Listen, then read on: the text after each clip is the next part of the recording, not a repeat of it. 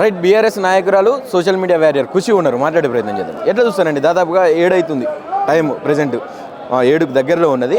ఇప్పటి వరకు 3 గంటలకు విచారణ కొనసాగుతూ ఉన్నది. ఆ నోటీసులు ఇచ్చిన దాంట్లో కూడా కొంత అభ్యంతరకరంగా ఇచ్చిండ్రు అని చెప్పి చెప్తా ఉన్నటువంటి పరిస్థితి ఇప్పటి వరకు ఇంకా కొనసాగుతూనే ఉన్నది. ఏం చెప్తారు దీనికి సంబంధించి? ఫస్ట్ అయితే బాపు కేసీఆర్ గారికి రేవంత్ రెడ్డి నోటీసే ఇవ్వకుంటే బాగుండేది. ఎందుకంటే కనీసానికి ఆయన ఉద్యమం చేసి తెలంగాణ సాధించిన నాయకుడు. అటువంటి నాయకుడికే నువ్వు నోటీస్ ఇచ్చినావంటే అది సుప్రీంకోర్టే చెప్పింది, అందులో ఏం లేదని. కానీ కావాలనేసి ఈయన దావస్కి పోయి వచ్చే వరకు ఎంటర్టైన్మెంట్ అయితే అయిపోయింది. ఇప్పుడు ఏంది, నిన్న ఏమన్నారు బాపు కేసీఆర్ గారు, దాని బదులుగా జవాబు ఇచ్చిండ్రు, నాకు ఎలక్షన్స్ ఉన్నాయి, నేను బీఫామ్స్ ఇస్తున్నా, ఇప్పుడు నేను రాను, కొన్ని రోజులు ఆగిన తర్వాత మళ్ళీ నేను విచారణకు హాజరవుతా అని చెప్పినా కూడా కావాలనేసి ఇంటి ముందట తీసుకొని వచ్చి నోటీసు మరి నందిని దగ్గర ఇంటికి పెట్టిండ్రు. తెలియదా, సీతక్క వెళ్ళింది వాళ్ళ ఇంటికి, కొండా సురేఖ వెళ్ళింది, ఇద్దరు వెళ్ళిన తర్వాత కూడా కేసీఆర్ గారు ఎక్కడున్నారో వాళ్ళకి తెలియదా? కనీసానికి ఆయన వయసుకు కూడా విలువిస్తలేడు ఈ ముఖ్యమంత్రి. ఎక్కడైనా ఉన్నారా? 33 డిస్టిక్లలో ఈరోజు 12,000 గ్రామాల్లో రేవంత్ రెడ్డి దిష్టి బొమ్మ తగలబెట్టిండ్రు. ఏకైక ముఖ్యమంత్రి ఇన్ని గ్రామాల్లో తన దిష్టి బొమ్మను తగలబెట్టించుకున్నాడు. అది ఉద్యమం చేసి తెలంగాణ సాధించిన బాప్ ఎక్కడ? పట్టపగలు మిట్ట మధ్యాహ్నం నోట్ల కట్టలు దొరికిన దొంగ ఎక్కడ?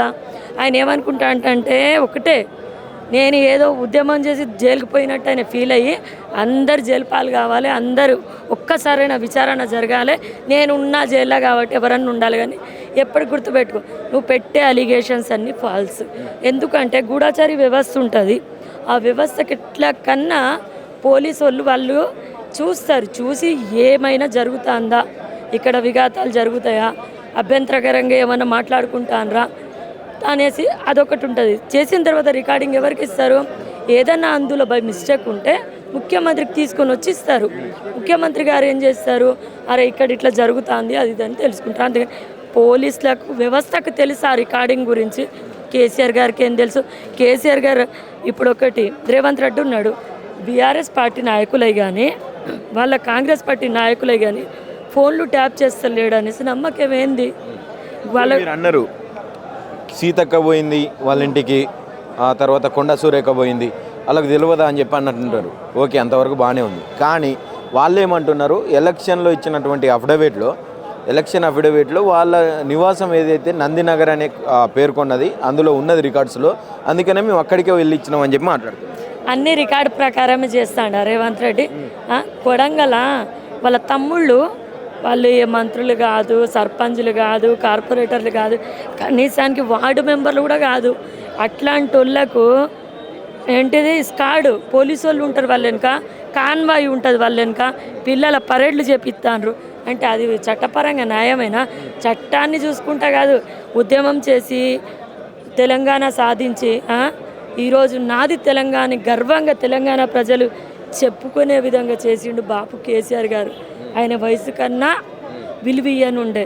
ఇప్పుడు రేవంత్ రెడ్డి చేసిన పనికి ఏమైతే తెలుసా, ఇంకో 70 సంవత్సరాల వరకు మళ్ళీ కాంగ్రెస్ ప్రభుత్వం గెలవదు. ఓవరాల్గా సిట్టుని కోర్టులు కొట్టేసినాయి అని చెప్పి మీరు బీఆర్ఎస్ చెప్తా ఉన్నది క్లియర్గా కనిపించింది కూడా ఆ రోజు సుప్రీంకోర్టు తీర్పు ప్రకారం. మళ్ళీ ఎందుకు దీన్ని ముందలేసి మళ్ళీ సిట్ ఏర్పాటు చేసి ఫోన్ ట్యాపింగ్ అని చెప్పి ముందలేసి వరుస విచారణలు చేపడతా ఉన్నారు. కేటీఆర్, హరీష్ రావు ముఖ్య నాయకులు ఎవరైతే అధినాయకత్వం ఉన్నదో దానంతా కూడా మళ్ళీ విచారణలో కూర్చోబెట్టినటువంటి పరిస్థితి. ఏం చెప్పాలనుకుంటున్నారు తెలంగాణ ప్రజలకు? విచారణ జరపొద్దు అనేసి సుప్రీంకోర్టు చెప్పినా కూడా కావాలనేసి మన సర్పంచ్ ఎలక్షన్ జరిగినప్పుడు ఆయన ఏమన్నాడు, అస్సలు బీఆర్ఎస్ పార్టీ తన ఉనికిని కోల్పోయింది అన్నాడు. అన్న తర్వాత సగానికి సగం సర్పంచ్ గెలిచినాం కదా, మళ్ళీ ఎక్కడ ఊర్లలో ఇప్పుడు ఎంపీటీసీ జెడ్పీటీసీ ఎలక్షన్స్ అవుతాయి, మళ్ళీ వీళ్ళు ఎక్కడ గెలుస్తారు అనేసి ఏదో ఒకటి చేయాలనేసి ఇట్లా చేస్తాడు. ఓవరాల్గా ఏం చెప్తారు ప్రభుత్వానికి రేవంత్ రెడ్డి గారు? ఒకటే చెప్తా నేను, మళ్ళా 70 సంవత్సరాల వరకు కాదు, జీవితాంతం నువ్వు ముఖ్యమంత్రి కాలేవు రేవంత్ రెడ్డి.